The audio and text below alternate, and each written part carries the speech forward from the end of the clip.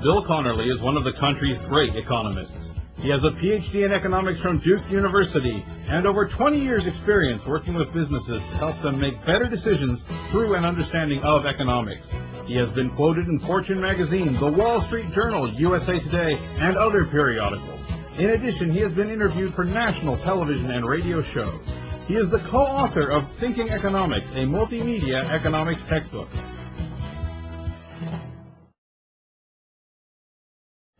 And I don't have to tell you, well, on the off chance I have to tell you, GDP is the value of the goods and services we produce in this country. Now, some of you are a little bit older than the others, and you may remember we used to talk about GNP, Gross National Product.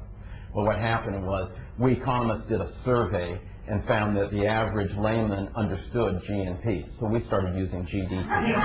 And if we get the sense that you're able to figure this stuff out without us, we've got a couple of other concepts we're going to slide right on in and maintain our distinctiveness as experts. But look at that GDP chart. You can see the recession. That's the three bars that are going south in the year 2001. But look at what has followed that. 4 quarters of expansion. I'm going to repeat that. 4 quarters of expansion.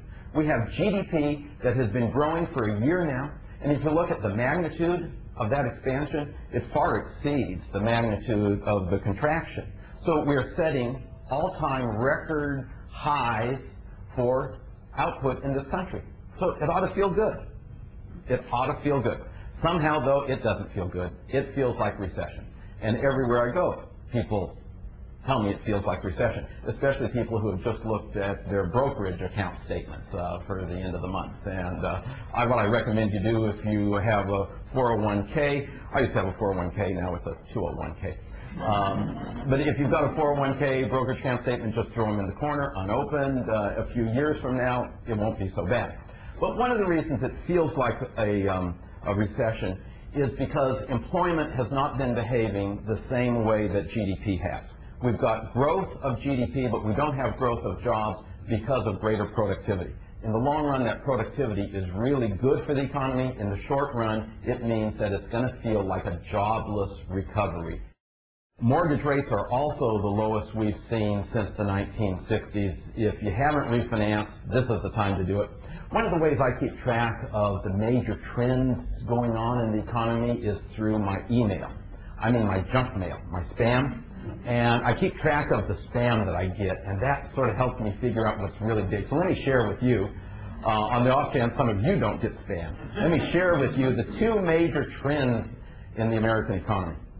Number 1, the opportunity to look at dirty pictures. A very big trend. And number 2, the opportunity to refinance your mortgage. And I figure that there's somebody out there who is at the intersection of those trends doing refis on bordellos, and that person just has to be cleaning up. So interest rates are low. I think that the Fed has done as much easing as they're going to be doing. They think that they're at a very accommodative policy stance. They're putting credit out there, and this last move was just insurance.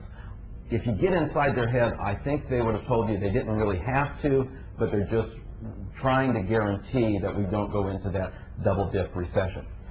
But I think the Fed wants interest rates to be higher next year, and sometime next year we're going to see rates creep up a little bit. The Fed funds rate creeping up maybe 3/4 of a point, and that would be representative of all short-term interest rates like Treasury bills. And then mortgages, maybe 1/2 a point.